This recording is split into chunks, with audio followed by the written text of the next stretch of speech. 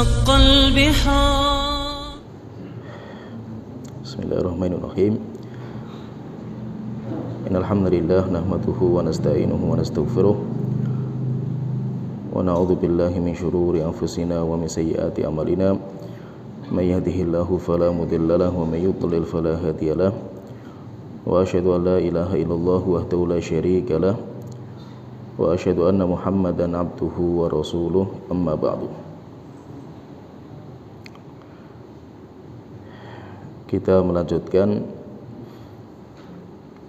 pembahasan tafsir surat Al-Kahfi, dan kita masih membicarakan tentang kisah Ashabul Kahfi, di mana mereka adalah para pemuda yang beriman kepada Allah Ta'ala, dan kami ikat hati mereka.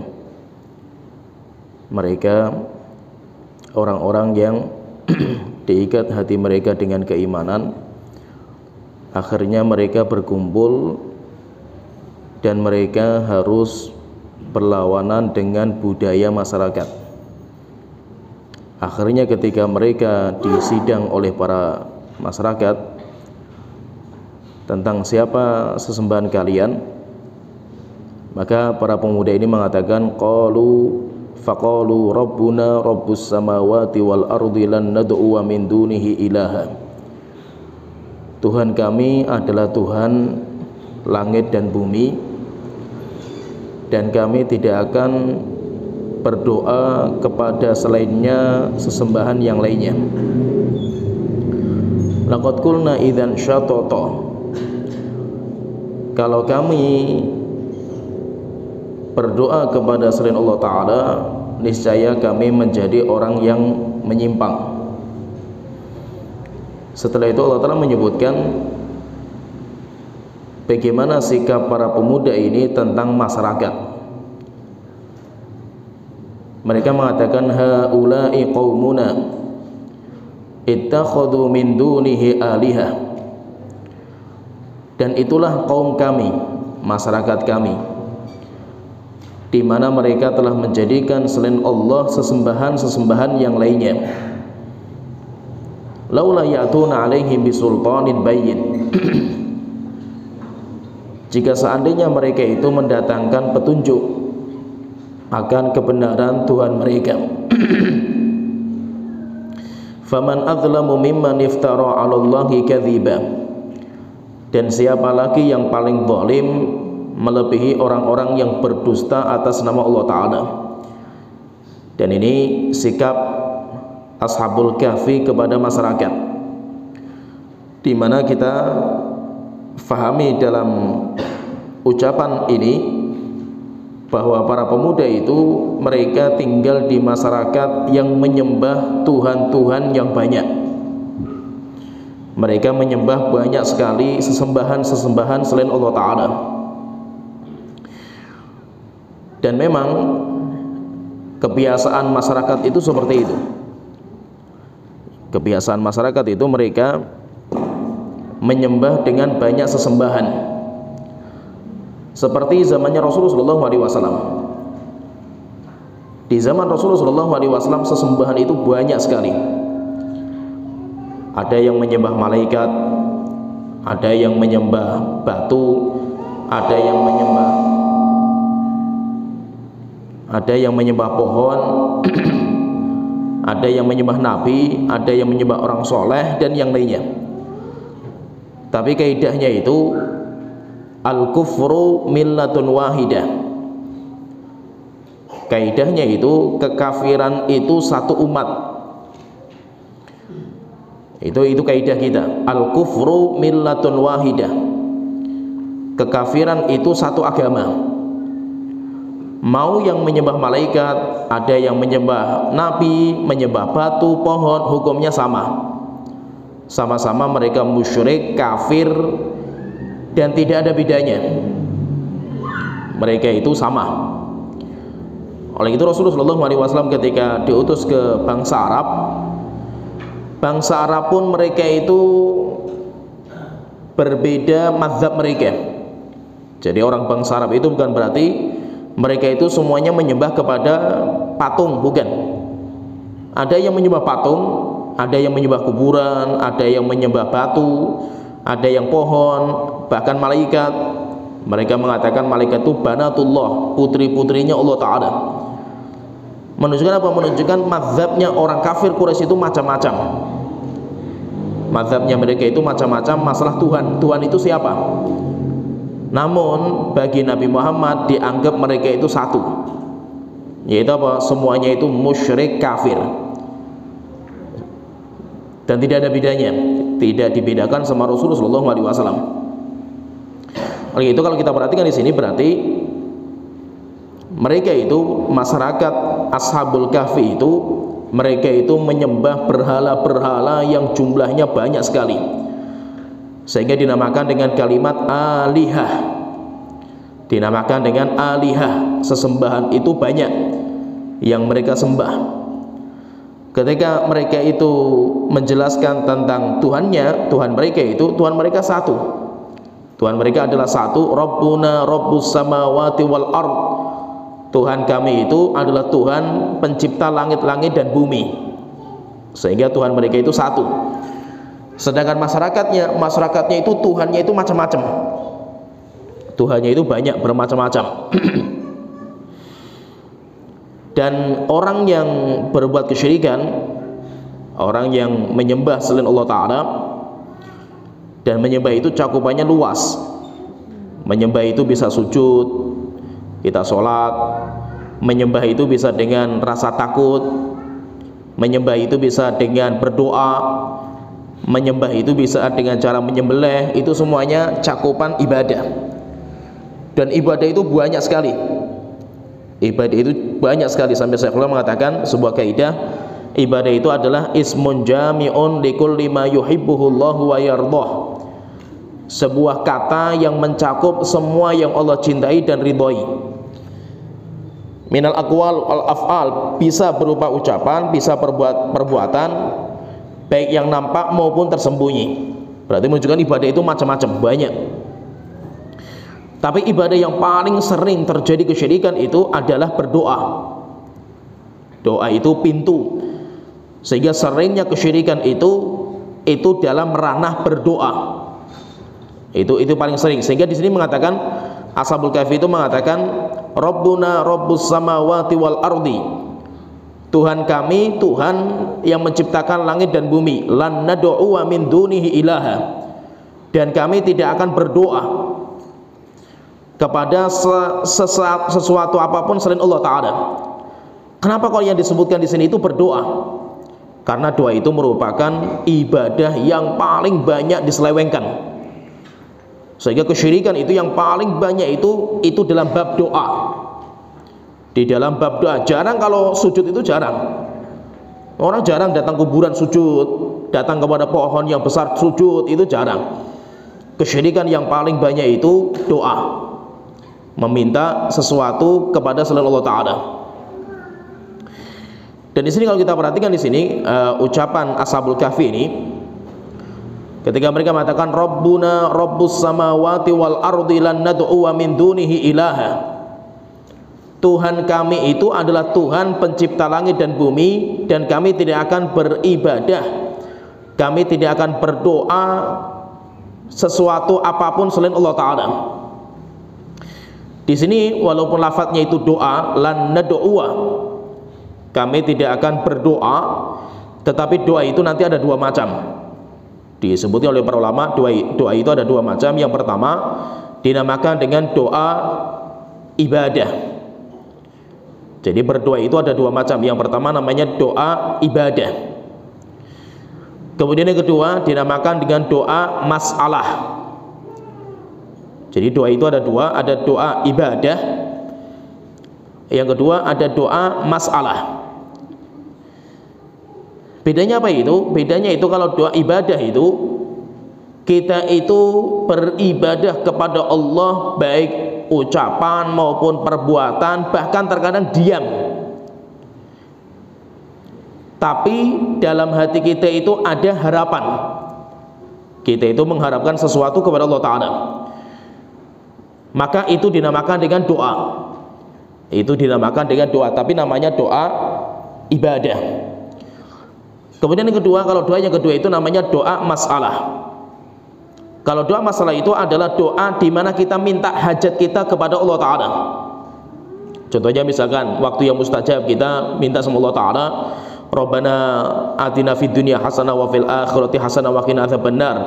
Tuhanku, atina, berikan kepada kami. Kan itu permintaan. Karena kita menggunakan fi'ilnya itu fi'il amr, kata perintah. Wahai Tuhanku, berikan. Itu kan saya minta sama Allah Ta'ala, berikan kepada kami Rabbana atina fid dunya hasanah, kebaikan di dunia, wa fil akhirati hasanah, kebaikan di hari kiamat, wa qina adzabannar, selamatkan kami. Itu kan permintaan, selamatkan kami dari azab neraka jahanam. Nah, doa yang berupa permintaan, kita minta sama Allah Ta'ala hajat kita, keinginan kita, itu namanya doa masalah. Dinamakan dengan doa namanya doa masalah. Sedangkan kita sholat, coba kita sholat, kita puasa, puasa kan diam saja gitu, nggak makan, nggak minum. Sabar itu kan cuma menahan emosi gitu. Ya.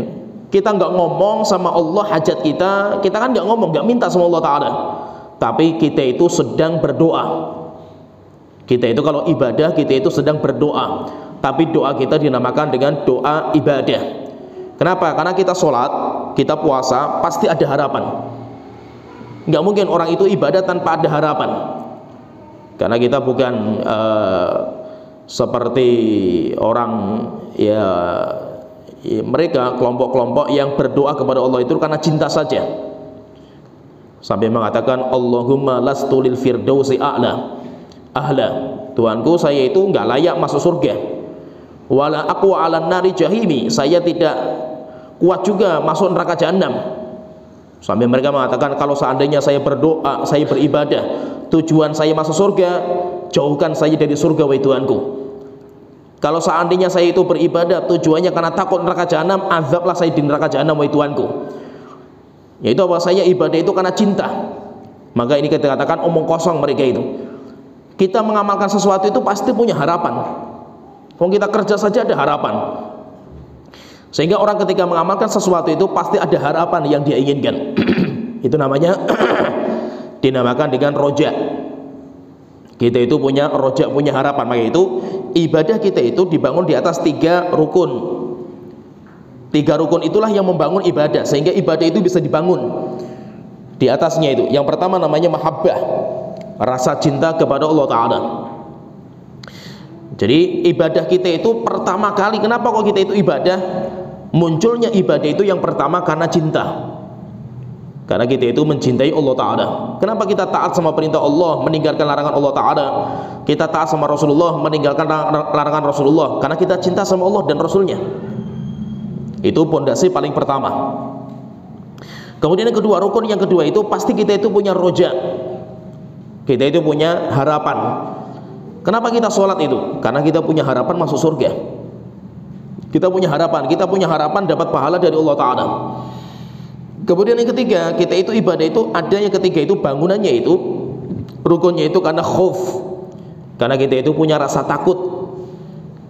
Kenapa kita itu capek-capek sodako, capek-capek kita itu puasa, capek-capek baca Quran? Karena kita takut diazab di neraka jahanam. Keinginan Anda itu, rasa harap Anda, rasa takut Anda, itu namanya doa. Itu dinamakan dengan doa, tapi doa yang nggak terucapkan. Doa yang nggak terucapkan, walaupun apa? Itu ada di hati kita, karena kita punya harapan gitu.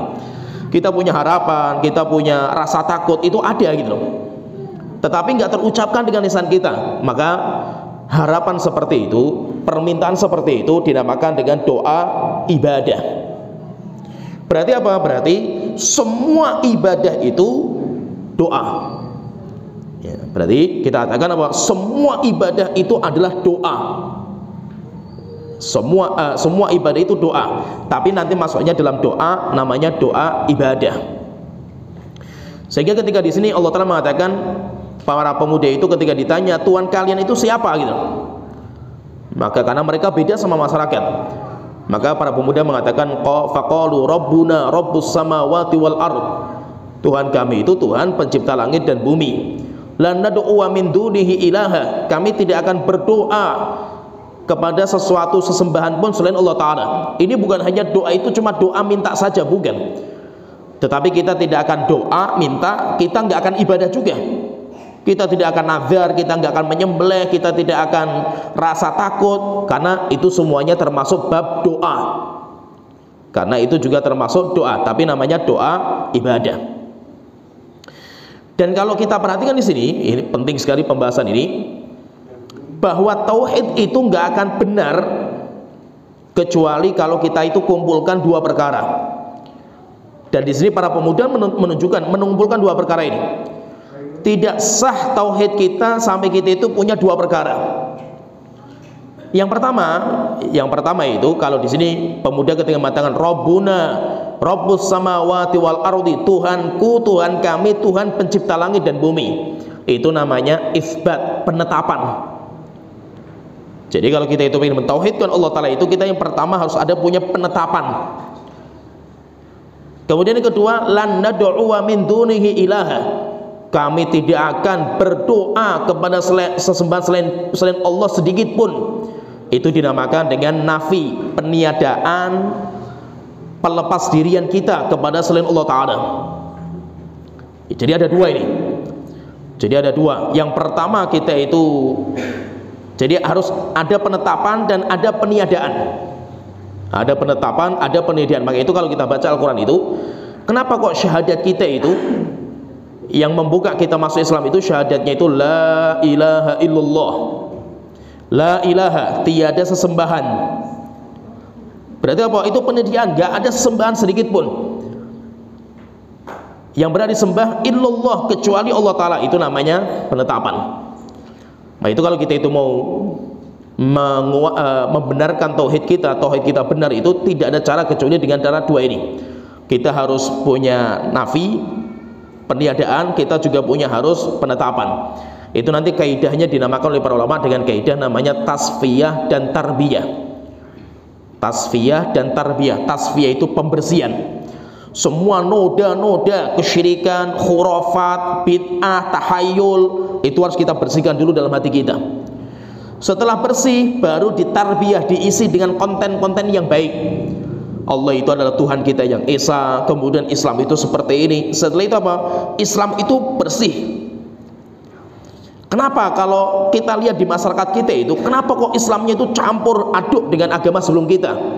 Karena ibaratnya itu wadah, ya ibaratnya seperti gelas lah. Gelasnya masih kotor, banyak sekali kotornya itu, masih kuman, masih kotor, belum dibersihkan sudah diisi teh. Akhirnya apa? Tehnya itu akan terkontaminasi dengan kotornya. Demikian juga apa? Islam. Orang masuk Islam tapi hatinya masih ada khurafat, hatinya masih ada kesyirikan. Akhirnya apa?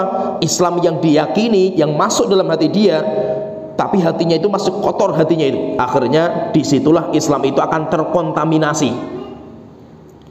Maka terus bagaimana kalau kita itu pengen Islamnya itu benar? Bersihkan dulu hati kita itu. Sehingga dakwahnya para nabi dan rasul itu pasti tazkiyah dulu. Allah Ta'ala berfirman misalkan dalam surat Jumat, huwallazi ba'atsa fil ummiyina rasulan minhum yatul alaihim ayatihi. Dialah Allah yang telah mengutus rasul dari kalangan orang ummi, orang Mekah, seorang dari kalangan mereka. Yatul alaihim ayatihi, membacakan kepada mereka ayat-ayatnya.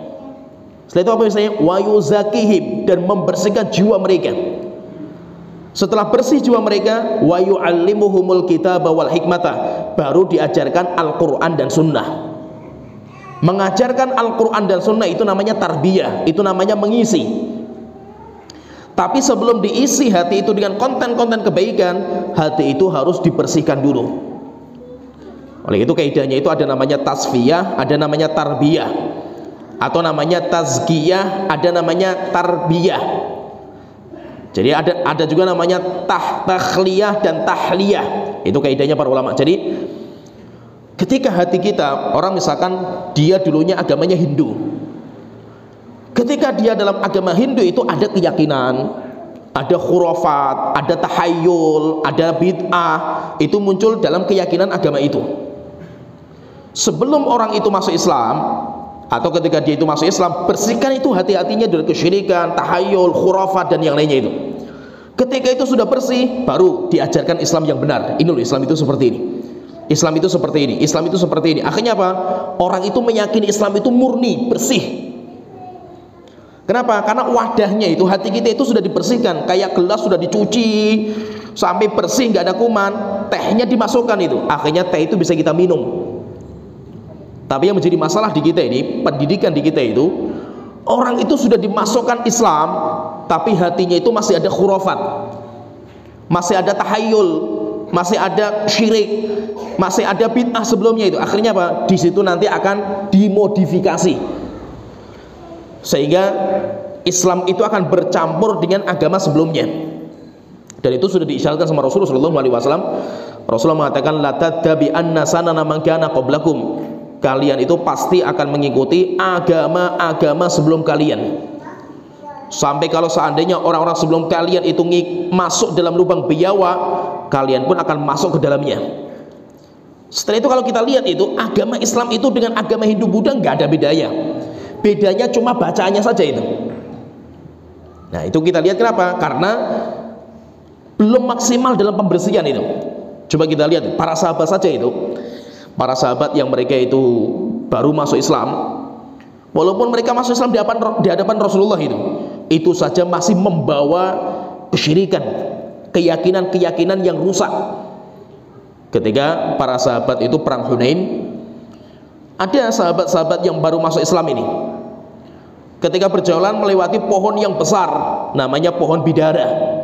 Dan kebiasaan bangsa Arab itu kalau lewat pohon yang besar, mereka itu ngelah berkah, sehingga pedangnya dicantelkan, kemudian senjatanya dicantelkan supaya ampuh senjatanya itu.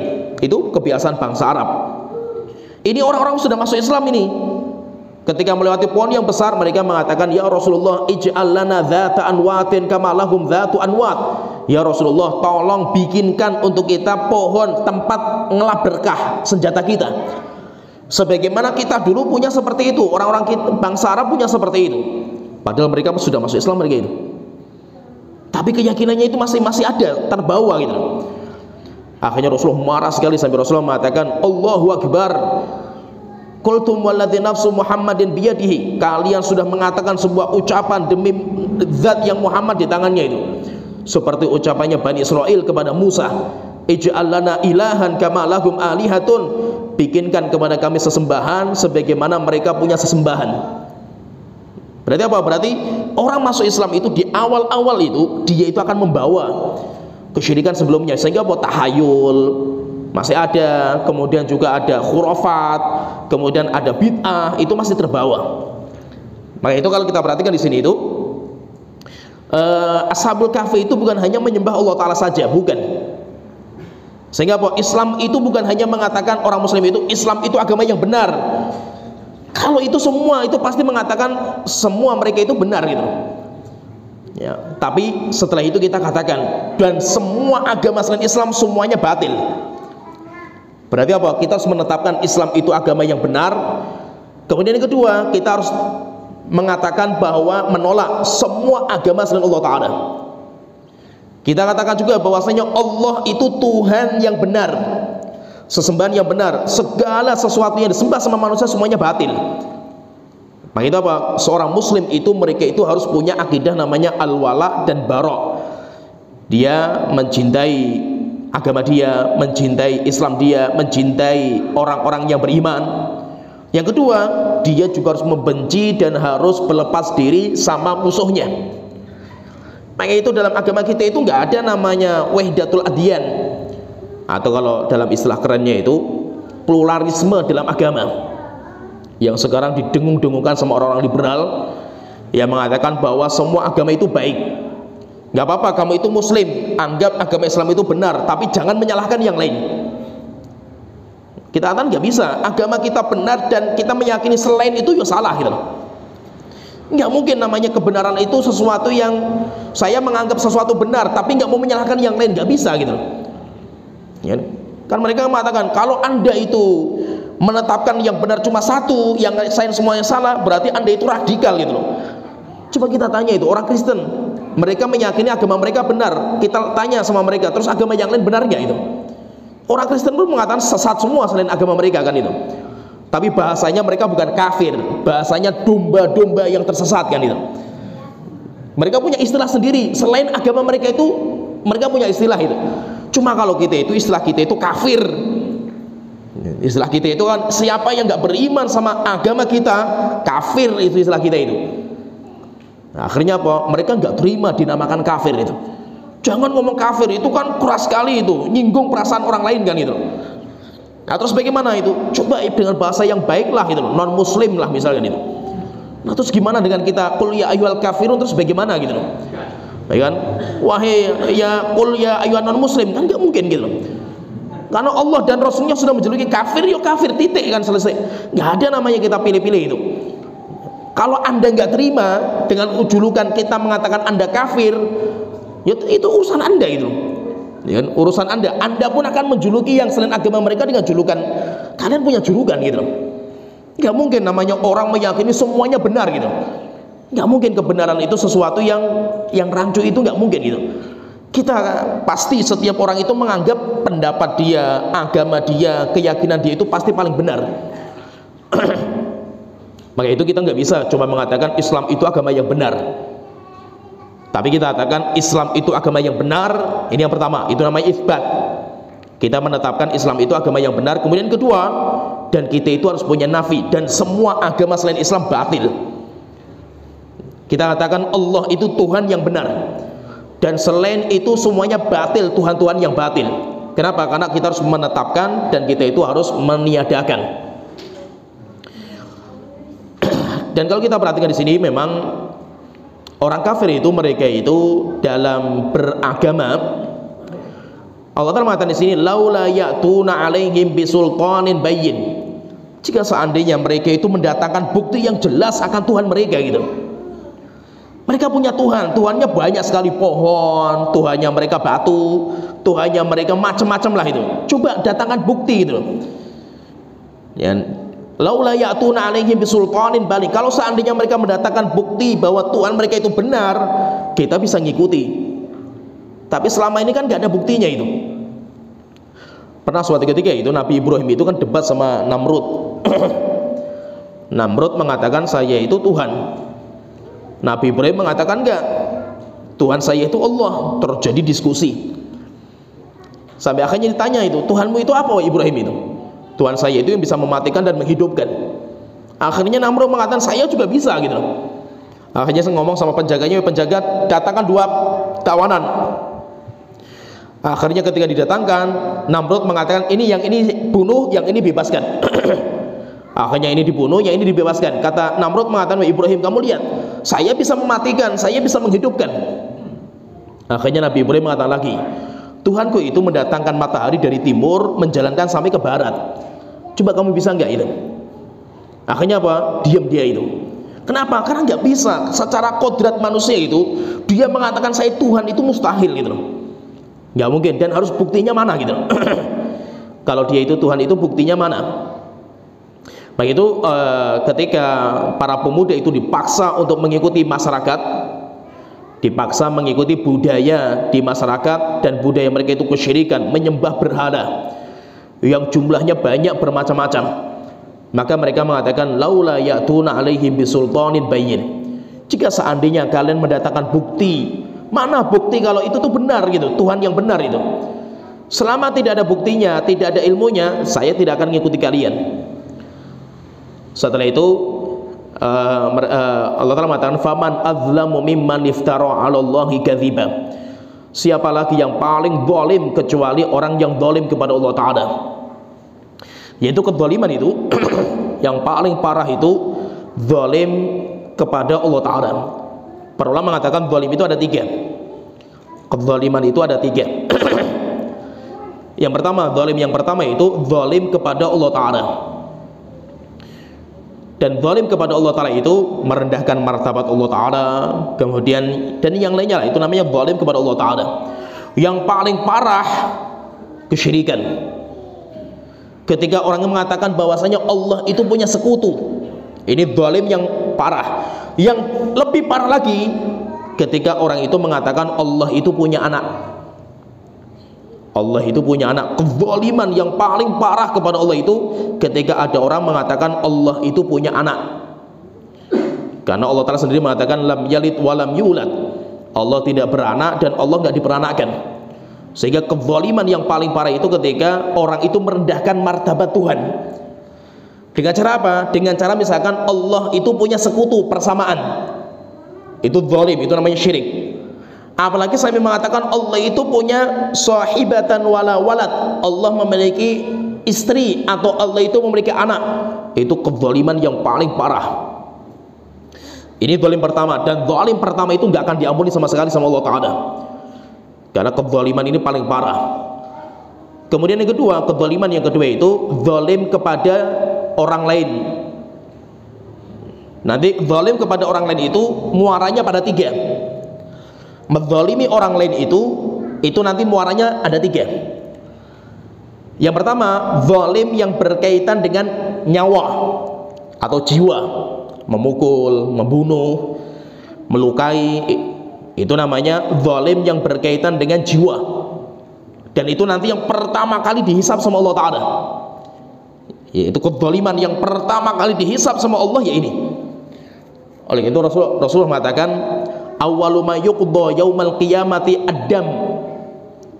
Pertama kali nanti dari kiamat yang Allah tetapkan, Allah putuskan itu, selesaikan urusannya itu berkaitan dengan masalah nyawa. Karena kezaliman masalah nyawa itu kezaliman antara manusia dengan yang lain, dinamakan dengan hablum minan nas, itu yang paling parah. Itu masalah nyawa. Kemudian yang kedua, muara yang kedua itu kezaliman itu berkaitan dengan masalah harta. Mencuri, merusak, menzalimi masalah harta, itu namanya zalim, muaranya itu pada harta. Kemudian yang ketiga, muara kezaliman itu berkaitan dengan harga diri. Riba, menuduh seorang muslim dengan kafir, itu kan kezaliman yang paling parah. Maka itu kenapa orang Khawarij itu menjadi firqah yang paling sesat. Khawarij itu yang paling sesat, yang paling parah. Khawarij itu sekte Islam yang paling parah, itu kan Khawarij itu. Sampai Rasulullah mengatakan kilabun nar, anjing neraka mereka itu. Kelirunya mereka itu apa? Mereka ibadahnya luar biasa, sahabat saja kalah gitu. Sampai Rasulullah mengatakan kepada para sahabat, tahqiruna sholatakum ma'a sholatihim. Kalian kalau bandingkan sholat kalian dengan sholatnya orang Khawarij, nggak ada apa-apanya kalian itu. Luar biasa ibadahnya itu. Tapi kenapa mereka itu menjadi anjing-anjing neraka? Karena mereka itu mengkafirkan orang muslim yang nggak layak dikafirkan. Itu kan kezaliman paling parah itu kepada seorang muslim itu. Kenapa? Karena menyangkut masalah harga diri. Dan harga dirinya itu sampai kekafiran, kan nggak main-main itu. Man qala li akhihi ya kafir. Siapa yang mengatakan kepada seorang muslim ya kafir, ucapan kafir sudah keluar, tuduhan itu, maka dia nanti akan mencari siapa yang layak. Kalau yang dituduh itu layak dituduh sebagai kafir, jatuh kepada yang dituduh. Kalau tidak layak akan kembali kepada yang menuduh. Oleh itu gak main-main itu. Ini masalah harga diri. Maka itu Rasulullah mengatakan al-muslimu alal muslimu haramun. Seorang muslim satu dengan yang kedua itu haramun damuhu, diharamkan nyawanya, diharamkan wamaluhu, hartanya. Kemudian yang ketiga diharamkan kehormatan dia. Oleh itu sampai kita mencela seseorang dengan tuduhan zina misalkan itu, ya. Orang yang menuduh dengan tuduhan zina nggak ada buktinya, orang itu dicambuk. Orang itu dicambuk 80 kali cambukan. Jadi nggak main-main itu. Maka itu kenapa? Karena itu masalah harga diri. Itu berkaitan, kezalimannya itu berkaitan dengan masalah. Maka jadi kezaliman itu kezaliman kepada Allah Ta'ala, yaitu orang mensifati Allah dengan sifat yang rendah. Syirik, menyamakan Allah dengan sesuatu. Ada sesuatu yang sama dengan Allah Ta'ala. Atau yang paling parah itu menetapkan Allah itu punya anak. Yang kedua, kezaliman antara manusia dengan yang lain. Dan itu muaranya ada tiga. Zalim yang berkaitan masalah nyawa, masalah harta, masalah kehormatan. Kemudian yang ketiga, macam kezaliman yang ketiga itu zalim kepada diri sendiri. Zalim kepada diri sendiri, yaitu apa? Ketika kita menjerumuskan diri kita untuk kebinasaan, itu termasuk zalim. Maka zalim kepada diri itu banyak dosa. Zalim, karena dengan itu kita akan diazab di neraka jahanam. Zalim kepada diri. Contohnya lagi misalkan diri kita itu punya hak. Diri kita itu punya hak untuk kita beri makan, untuk kita tidurkan, istirahatkan. Ketika kita nggak memberikan hak untuk diri kita, zalim kita sama diri kita sendiri. Berarti apa? Berarti zalim itu macam-macam. Tapi zalim yang paling parah dan itu tidak akan diampuni sama Allah Ta'ala, itu zalim kepada Allah Ta'ala. Lagi itu di sini disebutkan faman azlamu mimman iftara 'alallahi kadziba. Siapa yang paling zalim kecuali orang yang berdusta atas nama Allah Ta'ala. Dan nanti orang-orang yang beriman yang nanti di hari kiamat itu akan mendapatkan rasa aman. Dia akan mendapatkan rasa aman dari azab nanti di hari kiamat. Itu orang-orang yang beriman dan tidak mencampur adukkan keimanan mereka dengan kezaliman. Oleh itu Allah Ta'ala mengatakan alladzina amanu wa lam yalbisu imanahum bidzulmin. Orang-orang yang beriman dan tidak mencampurkan aduk keimanan mereka dengan kezaliman. Ulaika lahumul amnu wa hum muhtadun. Mereka mendapatkan keamanan kapan? Di hari kiamat. Wa hum muhtadun, dan mereka itu mendapatkan hidayah kapan? Di dunia. Orang itu akan mendapatkan hidayah di dunia, tidak akan Allah sesatkan. Yang kedua, mendapatkan keamanan dari azab neraka jahanam di hari kiamat. Syaratnya apa? Orang yang beriman dan tidak mencampur adukkan dengan keimanan. Ayat ini membuat rancu para sahabat. Sampai ketika diturunkan ayat ini, para sahabat bingung. Kenapa bingung? Karena bahasanya mereka. Karena mereka itu punya bahasa Arab. Kalau kita itu membaca ayat ini, alladzina amanu walam yalbisu imanahum bidzulmin. Sesungguhnya orang-orang yang beriman tidak mencampur adukkan iman mereka dengan kezaliman. Para sahabat ketika diturunkan ayat ini, mereka datang ke Rasulullah mengatakan, ya Rasulullah, siapa di antara kita yang enggak berbuat zalim? Kan zalim tadi ada 3 itu. Karena fahamnya mereka akan bahasa Arab, memahami ayat ini dengan bahasa Arab gitu. Akhirnya mereka itu bingung.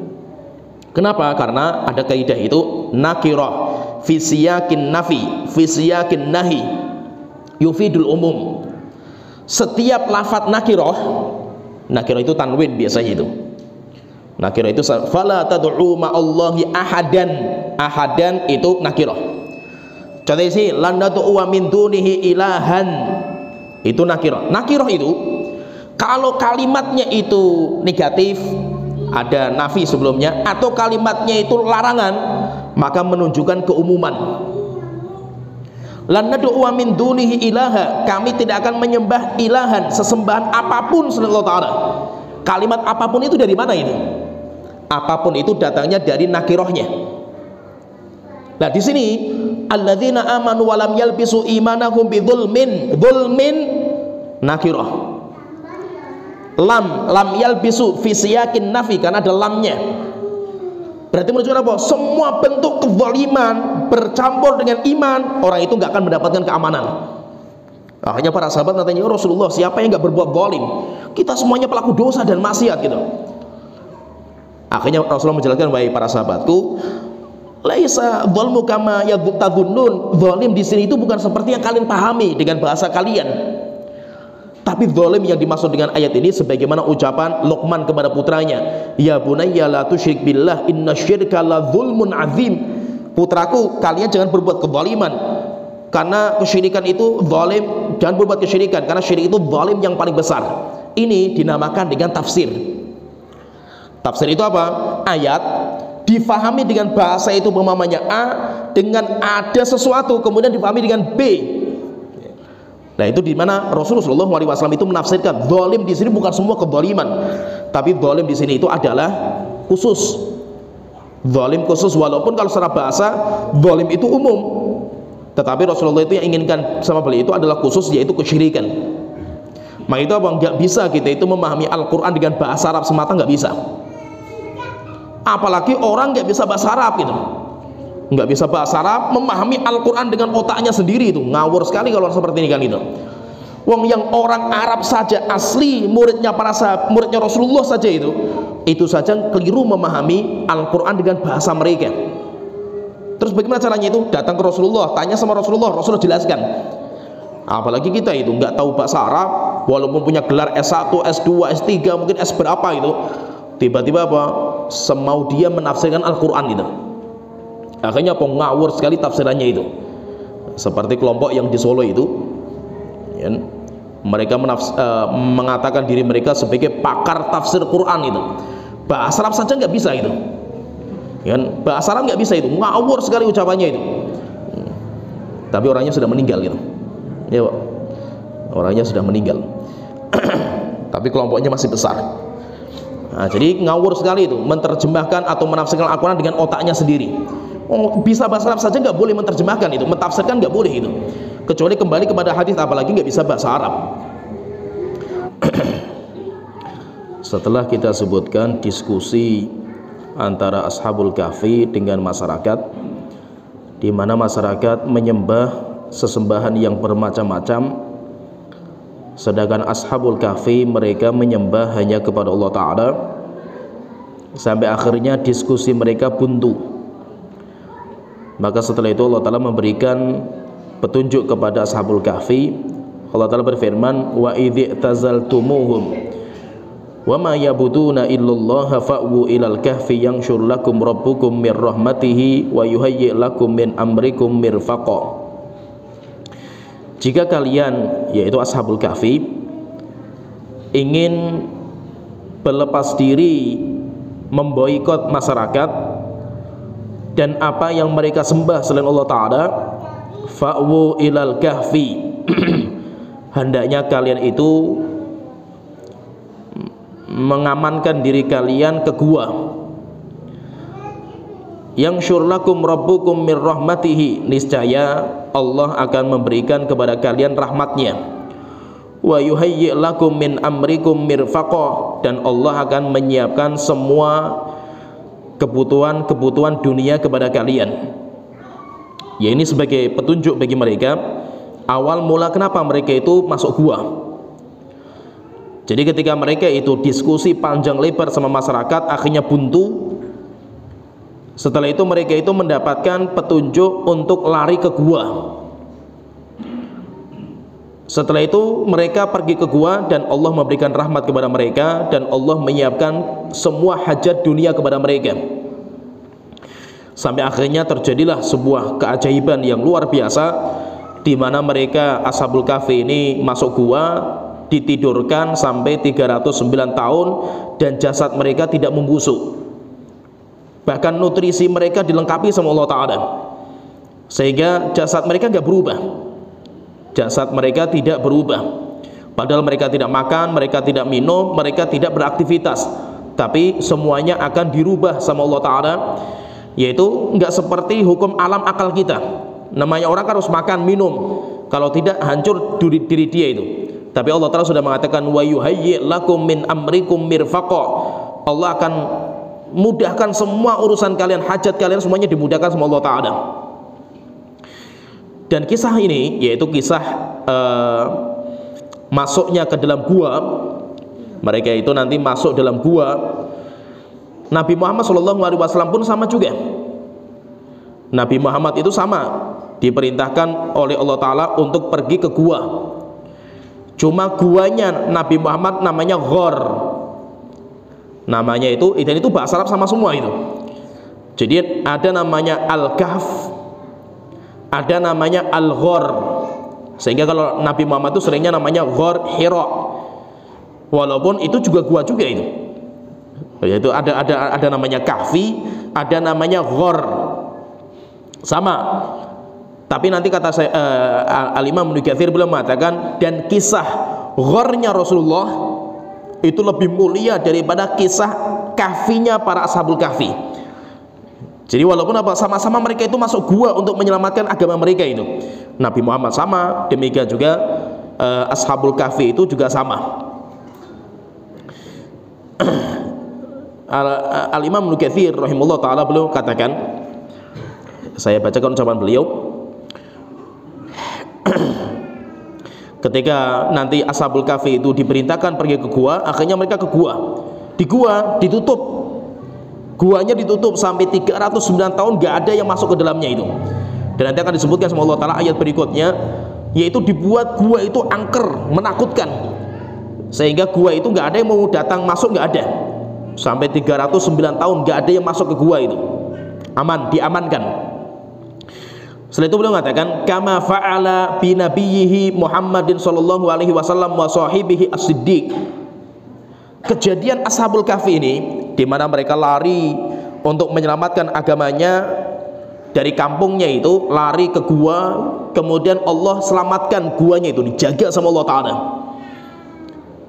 Persis dengan apa yang Allah Ta'ala berikan kepada Nabi kita Muhammad SAW dan temannya, teman akrabnya, yaitu Abu Bakar As-Siddiq.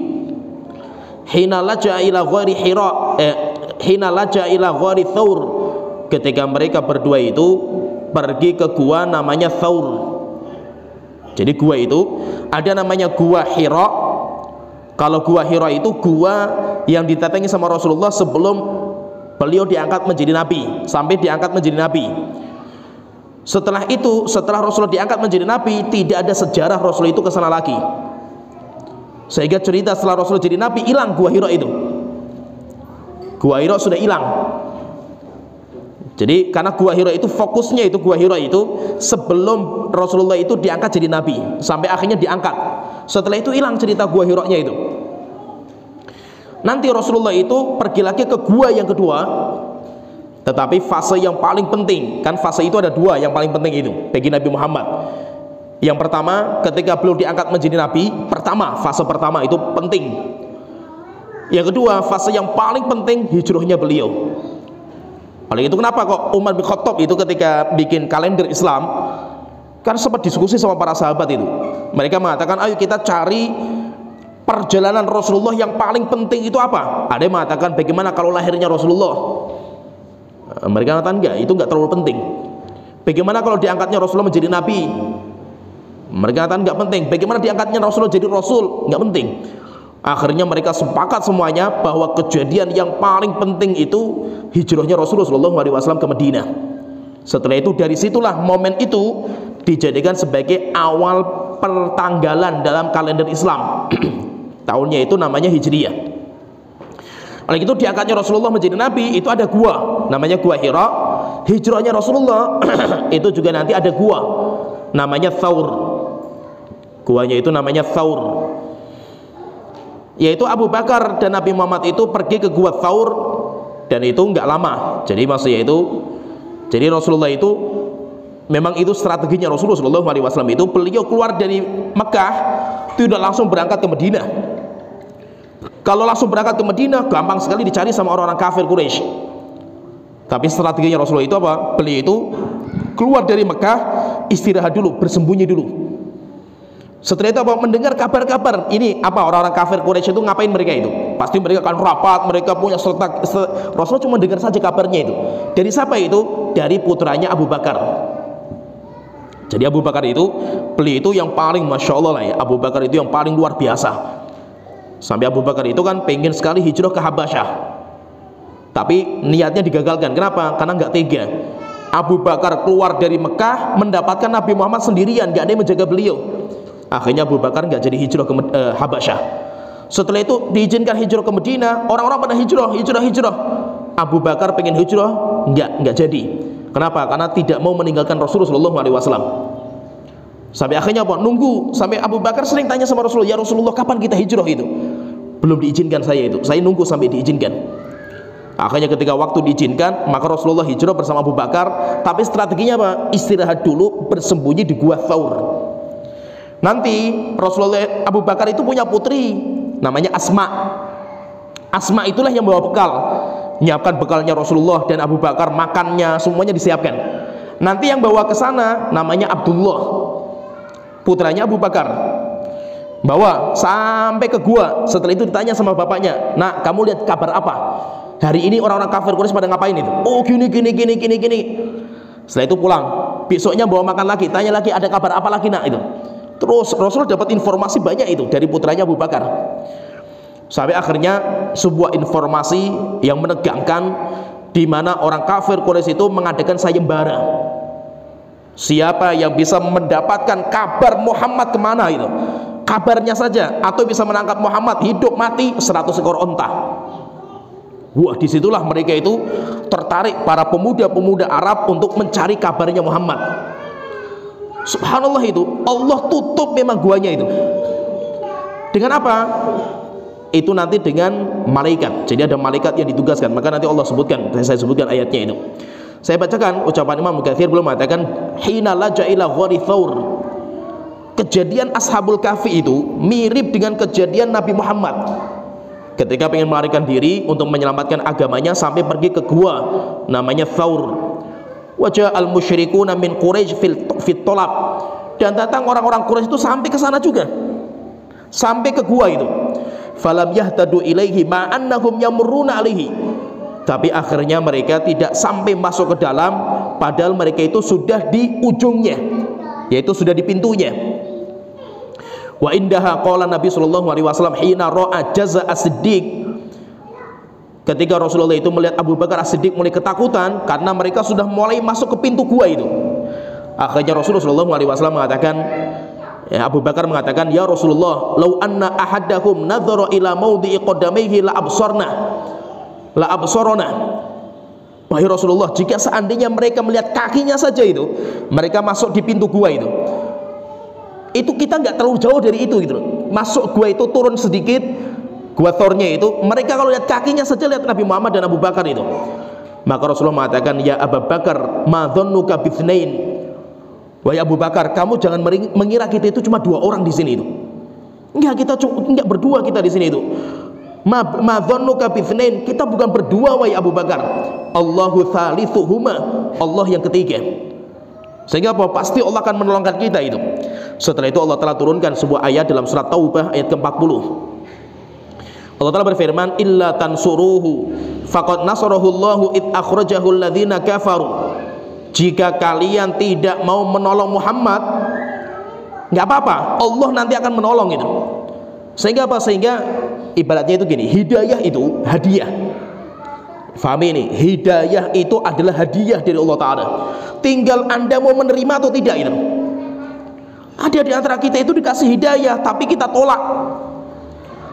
Sehingga terkadang apa? Orang sudah kenal sunnah itu, sudah alhamdulillah sudah mulai dia itu sholatnya sesuai dengan sunnah, kemudian alhamdulillah sudah penampilannya sunnah, tapi ditolak sama dia itu. Kenapa? Karena kita katakan hidayah itu hadiah. Murni itu pemberian Allah kepada siapa yang Allah cintai. Kayak kita ngasih hadiah lah gitu. Kita ngasih hadiah, nggak mungkin kepada orang yang biasa bagi kita itu. Hadiah pasti kita berikan kepada orang yang paling spesial bagi kita. Demikian juga Allah Ta'ala, Allah tidak memberikan hidayah kecuali kepada orang yang Allah cintai. Tinggal kita itu menerima atau tidak. Kalau nggak menerima, Allah kasih kepada yang lain gitu. Oleh itu Nabi Muhammad itu kan hadiah Allah berikan kepada bangsa Arab Mekah untuk mengangkat mereka, karena mereka itu warisannya, pewarisnya Nabi Ibrahim. Akhirnya Allah utus Nabi itu dari mereka itu, karena doanya Nabi Ibrahim, permintaan Nabi Ibrahim. Tapi rupanya apa? Mereka nggak menerima. Akhirnya mereka malah melawan hidayah itu. Setelah itu Allah cari orang yang bisa menerima. Akhirnya Nabi Muhammad dikeluarkan sampai ke Madinah, diambil sama orang-orang Madinah. Orang-orang Madinah diangkat derajatnya. Setelah itu nanti ketika Mekah ditaklukkan, mereka berbondong-bondong masuk Islam, dan mereka orang-orang hebat, tokoh-tokoh mereka, tapi tetap tidak akan bisa menyamai derajat imannya orang-orang Ansor. Di bawahnya, mereka di bawahnya. Setelah itu apa? Ketika orang Madinah dan Mekah mulai meninggalkan agama mereka, Allah cari yang lain. Setelah itu nanti di zaman tabi'in, yang menjadi pemimpin agama adalah bekas budak, tawanan-tawanan perang. Mereka masuk Islam, mereka belajar Islam dengan kuat sekali. Akhirnya derajat mereka diangkat. Atha bin Abi Rabah, Hasan Al-Basri, dan itu semuanya budak. Sehingga orang-orang Arab kalau mau belajar, belajarnya sama budak. Abdullah bin Umar punya 2 pewaris ilmu yang paling kokoh, itu 2. Yang satu namanya Salim, putranya.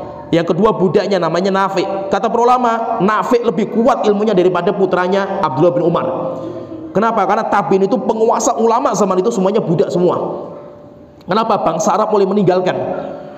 Terus berjalan waktu, masih orang-orang Arab Allah angkat derajatnya itu, sampai Imam Madzhab Abu Hanifah, Malik, Syafi'i, Ahmad itu masih orang Arab. Setelah itu mulai Imam Al-Hadis, Bukhari, Muslim dan yang lainnya itu sudah mulai orang-orang asing. Namanya orang-orang ajanib, bukan orang Arab mereka. Sehingga apa? Allah tidak akan mengenal Anda itu. Anda mau berjuang akan diajak sama Allah Ta'ala. Tidak, gerbong akan berjalan dan tinggalkan Anda itu. Oleh itu Allah Ta'ala sendiri mengatakan illa tansuruh, kalau kalian tidak menolong Nabi ini, nggak mau beriman orang-orang Mekah itu, Allah yang akan mencari penolong itu. Allah sendiri akan menolong, Allah nggak butuh kalian itu. Maka Allah Ta'ala mengatakan faqad nasarahullah, Allah yang akan menolong sendiri. Idh akhrajahu alladhina kafaru thaniyatnaini. Ingat ketika Allah mengeluarkan, idh akhraja, ketika Muhammad itu diusir oleh orang-orang kafir Quraisy dalam kondisi Muhammad itu berdua, yaitu dia sama Abu Bakar. Idhuma fil ghar, ketika keduanya itu di ghar, namanya itu ghar. Itu kalau Nabi Muhammad di Al-Quran namanya ghar, kalau Ashabul Kahfi namanya kahf. Idh yaqulu li sahibihi la tahzan, ingat ketika dia, yaitu Nabi Muhammad, mengatakan kepada teman akrabnya, la tahzan innallaha ma'ana, kamu jangan sedih, Allah bersama kita. Setelah itu Allah Ta'ala mengatakan fa anzalallahu sakinatahu alaihi, setelah itu Allah turunkan kepada Nabi itu ketenangan. Sehingga apa? Nabi itu nggak pernah takut sama sekali itu, walaupun orang kafir Quraisy hebatnya kayak apapun itu. Wa ayyadahu bijunudin lam tarauha, dan Allah akan menjaga, Allah akan menguatkan Nabi itu dengan pasukan-pasukan kami yang tidak dilihat sama mereka. Siapa itu pasukan-pasukan Allah yang dikirim itu? Yang dikirim itu para malaikat. Yang dikirim itu para malaikat, dan itu banyak ulama tafsir mengatakan seperti itu. Sehingga apa? Orang-orang kafir ketika mereka masuk pintu gua, mata mereka ditutup sama malaikat. Dan itu mudah bagi Allah Ta'ala itu. Sampai pernah itu Rasulullah itu ketika beliau itu mau di Abu Jahal mau bunuh Rasulullah itu, sudah dekat sama Muhammad itu, ngomong sama Abu Bakar itu, wahai Abu Bakar, mana teman kamu itu? Saya akan bunuh dia itu, saya ludahi dia itu. Padahal Nabi Muhammad itu sebelahnya Abu Bakar. Tapi apa? Waktu itu mata dia itu nggak melihat sama sekali itu. Sampai akhirnya kata Rasulullah mengatakan, wahai Abu Bakar, sekali lagi satu langkah maju, Abu Jahal itu maju lagi satu langkah deketi saya itu, akan dipecah-pecah sama malaikat itu. Jadi malaikat sudah siap-siap itu, sudah mengatakan, wahai Muhammad, Abu Jahal ini maju satu langkah lagi itu mendekati Abu Bakar itu. Kan Rasulullah sebelahnya Abu Bakar, tapi ditutup matanya, Abu Jahal nggak melihat itu. Mau mencaci maki Rasulullah, mau meludahi Rasulullah itu. Maka Rasulullah mengatakan kepada Abu Bakar, wahai Abu Bakar, satu langkah kaki dia maju, akan dipotong-potong jasanya sama malaikat langsung dia itu. Tapi setelah itu apa? Dia mundur, karena nggak melihat Rasulullah SAW. Sehingga apa maksudnya itu? Allah itu akan kuatkan Nabi Muhammad dengan malaikat-malaikat yang akan menjaganya. Sehingga apa? Matanya malaikat ditutup, sehingga melihat bawahnya saja lihat Muhammad itu dan Abu Bakar, tapi nggak bisa melihatnya itu, karena ada malaikat-malaikat yang menjaga Rasulullah SAW. Sedangkan riwayat kalau Allah itu mengutus burung, kemudian bikin sangkar, kemudian mengutus laba-laba, kemudian bikin rumah, itu lemah semuanya itu. Tetapi semuanya nggak ada, sehingga nggak ada apa-apa di situ, tuh nggak ada apa-apa gitu. Cuma memang mereka itu sudah sampai di pucuknya gua atau di pintunya itu, mereka itu nggak melihat sama sekali itu. Yaitu sudah cari-cari nggak ada. Akhirnya apa? Mereka setelah itu keluar. Wa ayyadahu bijunudin lam tarauha wa ja'ala kalimatal ladzina kafaru sufla, dan kami jadikan slogan-slogannya orang-orang kafir itu menjadi hina. Wa kalimatullahi hiyal ulya, dan slogan-slogan Allah yaitu kalimat tauhid menjadi kalimat yang tinggi. Wallahu azizun hakim, dan Allah Maha perkasa dan Allah Maha bijaksana. Setelah itu Ibnu Katsir mengatakan, faqissatu hadzal ghar asyraf wa ajallu wa a'zamu wa a'jab min qissati ashabil kahfi. Al-Imam Ibnu Katsir mengatakan, dan kisah gua ini, yaitu guanya Nabi Muhammad itu, lebih mulia, lebih tinggi, lebih besar, dan lebih menakjubkan daripada kisahnya guanya Ashabul Kahfi. Sama-sama Nabi Muhammad masuk gua menyelamatkan diri, Ashabul Kahfi juga sama masuk gua juga itu. Tapi kata beliau, guanya Nabi Muhammad lebih menakjubkan daripada guanya Ashabul Kahfi, dan lebih mulia daripada guanya Ashabul Kahfi. Sehingga intinya kalau kita perhatikan di sini, intinya para pemuda itu ketika mereka buntu diskusi sama masyarakat, tidak ada pilihan kecuali satu, Pilihan satu dari dua pilihan. Mereka tinggal di situ ngikuti masyarakat, menyembah kesyirikan, atau mereka harus keluar dari kampung itu. Akhirnya mereka dipandu untuk keluar dari kampung. Setelah itu mereka itu diarahkan untuk bisa masuk ke dalam gua. Guanya mana? Wallahu alam. Maka kata Imam Ghazali beliau mengatakan, mencari di mana guanya itu nggak penting. Guanya di mana, kemudian letaknya di mana, terus sekarang itu kayak apa, nggak penting bagi kita itu. Kenapa? Karena mencari benda-benda seperti ini kebanyakan itu pintu-pintu kesyirikan sejak zaman dulu. Oleh karena itu Umar bin Khattab itu paling benci dengan seperti ini. Umar bin Khattab itu paling benci dengan makomnya orang soleh. Makom itu petilasan, yaitu ngelap berkah dengan petilasannya orang soleh itu Umar bin Khattab paling benci. Maka itu apa, guanya di mana itu nggak penting. Gua Hira-nya Rasulullah atau gua Thaurnya Rasulullah itu nggak penting gitu loh. Yang paling penting itu kejadian. Sedangkan ngelap berkah tempat itu sudah nggak ada barokahnya lagi itu. Maka ngelap berkah itu pintu-pintu kesyirikan. Pernah sebuah cerita itu, ini terjadi zaman Umar bin Khattab radhiyallahu anhu, diceritakan sama Ibnu Waddah. Beliau mengatakan Anil Ma'rur bin Suwaid, dia mengatakan kharajna hujjajan ma' Umar bin Khattab. Pernah suatu ketika itu kami keluar haji bersama Umar bin Khattab radhiyallahu anhu. Fa'arada lana fi ba'di tariqi masjidun. Maka ketika kami berjalan, tiba-tiba di tengah jalan itu kami mendapatkan masjid. Fabtadara'un nasu yusalluna fihi. Tiba-tiba orang itu pada turun dari kendaraan mereka, langsung masuk masjid. Langsung mereka itu sholat di masjid itu. Faqala Umar, maka Umar bertanya sama mereka, masya'nuhum, apa yang mereka kerjakan kok pada berhenti di sini, pada sholat di sini, itu ngapain mereka itu?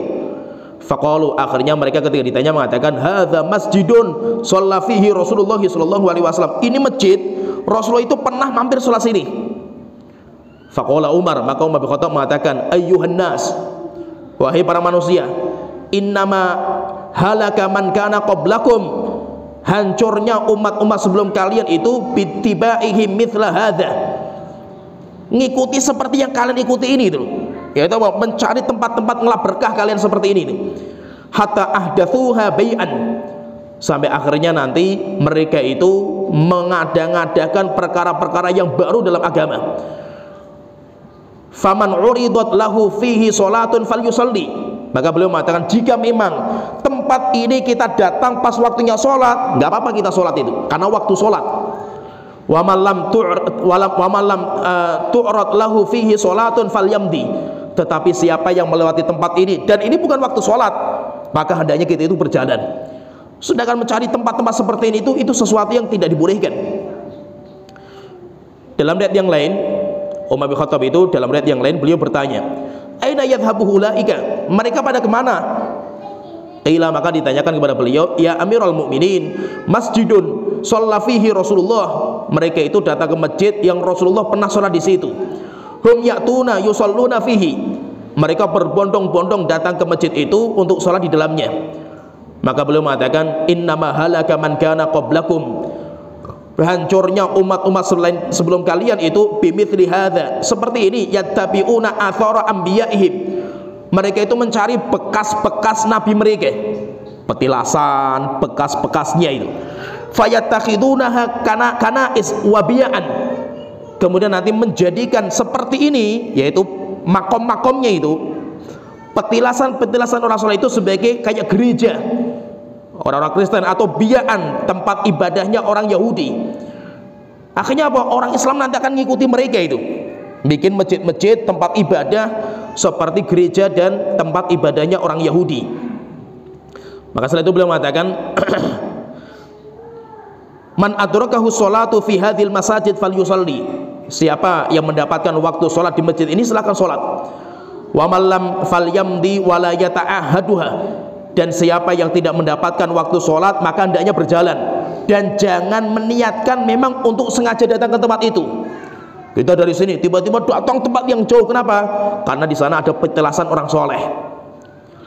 Maka itu zaman Umar itu paling keras dalam masalah seperti ini. Sampai Umar bin Khattab itu pernah memotong pohon Hudaybiyah. Kan dulu pernah ketika Rasulullah itu sulhul Hudaybiyah itu, Karena sempat Rasulullah itu kan membaiat para sahabat di bawah pohon itu. Maka orang-orang itu datang kepada pohon itu ngelap berkah. Karena Rasulullah itu pernah di situ. Akhirnya sama Umar dipotong pohonnya itu. Sama Umar dipotong. Kenapa? Karena banyak orang yang sengaja datang ke sana dari jauh-jauh, datang sholat, kemudian pada duduk di situ, kemudian ngelap berkah, ngambil kulit-kulit pohon itu. Maka setelah itu dipotong sama Umar bin Khattab radhiyallahu anhu. Oleh karena itu intinya kalau kita perhatikan itu, Allah Ta'ala cuma menyebutkan di sini itu bahwa para pemuda itu mereka pergi ke gua. Guanya mana nggak ada isyarat juga dalam Al-Quran. Demikian juga Rasulullah nggak pernah mengisyaratkan. Ulama-ulama salaf kita juga nggak pernah membicarakan. Kenapa? Ketetapan guanya itu di mana itu nggak penting dalam agama kita. Yang penting itu apa? Kita paham ceritanya. Ceritanya lebih penting daripada tempatnya itu di mana. Apalagi sampai nanti dalam surat Kahfi juga nanti akan disebutkan, nanti banyak orang-orang yang akan bikinkan masjid di tempat itu. Nanti siapa itu? Ya biasa pemerintah. Kalau itu sudah jadi tempat terkenal, apalagi jadi wisata, istilahnya nanti wisata religi, dibikinkan semua sarananya itu, masjid bikin, ini bikin, akhirnya nanti jadi tempat yang ramai. Disitulah seperti gereja nanti tempat itu, seperti yang ditakutkan sama Umar bin Khattab radhiyallahu anhu. Dan nanti memang, nanti kalau kita cerita Ashabul Kahfi sampai selesai itu, nanti kita dapatkan ada pemimpin mereka itu mengatakan lanattakhidanna alaihim masjidah, kami akan bikinkan masjid di tempat gua ini.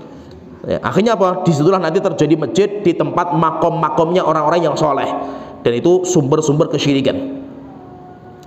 Ya di sini pembahasan kita sampai di sini, pembahasan masih berkaitan dengan diskusi para pemuda dengan masyarakat. Nanti kita cerita yang berikutnya langsung bagaimana kita cerita bagaimana para pemuda itu di dalam gua, bagaimana mereka nanti di dalam gua, dan rupanya mereka nanti diikuti sama anjing.